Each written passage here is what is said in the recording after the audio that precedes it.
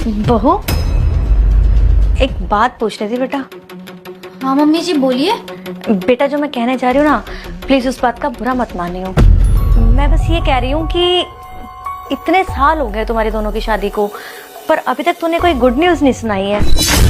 वो mummy, good news का तो क्या ही बताऊं, लेकिन हम ट्राई करेंगे, हो जाएगा जल्दी। क्या बोलूं मैं इस चीज़ के लिए आपको। देख बेटा, तू घबरा मत, तू मुझे अपनी सहेली जैसी समझ। अगर कोई बात है ना तो बता दे, क्या पता तेरी बात सुन के मैं तेरी कोई मदद कर सकूं। वो मम्मी जी, नहीं मम्मी जी, मैं ठीक हूँ, मैं खुश हूँ उनके साथ। पर बेटा मुझे तो ऐसा लग रहा है कि तू मुझसे कुछ छुपा रही है, क्योंकि मैं काफी टाइम से नोटिस कर रही हूँ तुम दोनों उखड़े उखड़े हो। वो सुबह ऐसे निकल जाता है, तू यहाँ पर चुपचाप ऐसे टीवी देखती रहती है। पर ये सब ठीक नहीं है ना। देख बेटा, मैं अभी फिर बोल रही हूँ, अगर कोई बात है तो मुझसे शेयर कर। हो सकता है मैं तुम दोनों के रिश्ते को दोबारा से ठीक कर दूँ। मम्मी जी, आप इतना पूछ ही रही हैं तो मैं ना बता ही देती हूँ। मम्मी जी, वो शायद मेरे साथ खुश नहीं है। वो 1-1.5 साल से मुझसे अच्छे से बात ही नहीं करते हैं। पता नहीं क्या हो गया है। जब भी ऑफिस से आते हैं बड़े चिड़चिड़े रहते हैं, उखड़े उखड़े रहते हैं। मैं उनसे बात करने की कोशिश करती हूँ, उनके साथ बैठने की कोशिश करती हूँ तो उठ के चल देते हैं। मुझे समझ ही नहीं आता कि मुझसे क्या गलती हो गई है, मेरे साथ ऐसा बिहेव करते हैं। और ये बात ना मैं कभी भी किसी को बता ही नहीं पा रही थी। मैंने सोचा कि अगर आपको बताऊंगी आप मुझे गलत बोलोगी, आप मुझ में कमियां निकाल दोगी, इसलिए मैं जब से ऐसे ही रह रही हूँ उनके साथ।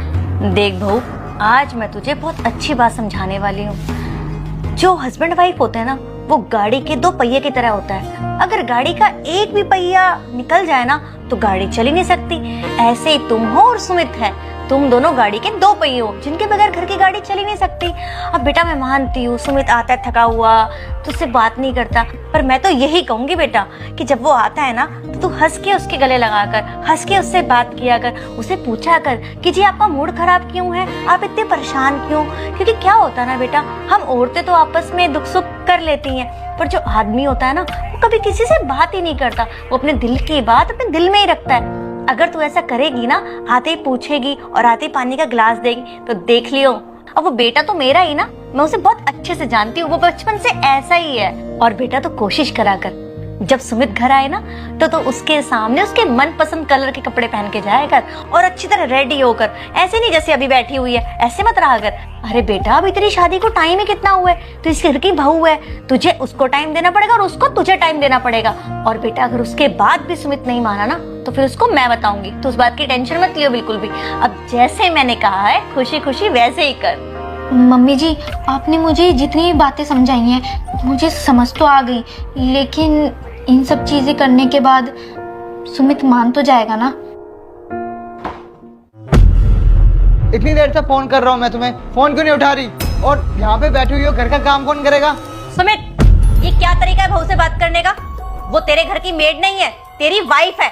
इस तरीके से बात करने का तुझे कोई हक नहीं है। और अपनी माँ के सामने ऐसे बात कर रहा है? तुझे मैंने यही संस्कार दिए हैं क्या कि अपनी वाइफ से इस तरीके से बात कर? माँ, बस मैं उसको बोल रहा हूँ कि घर के काम करे, बैठे ना रहे। अगर तूने आज के बाद बहू से इस तरीके से बात करी ना तो मुझसे बुरा कोई नहीं होगा। अब जा फटाफट फ्रेश हो, अपना मुंह हाथ धो, तो बहू खाना लगा रही है। ठीक है माँ। थैंक यू मम्मी जी, आपने ना मेरे जीवन की सबसे बड़ी सीख दी है मुझे। आपने जैसा जैसा मुझे बताया मैं वैसा वैसा करूँगी। ठीक है बेटा, तू खाना लगा।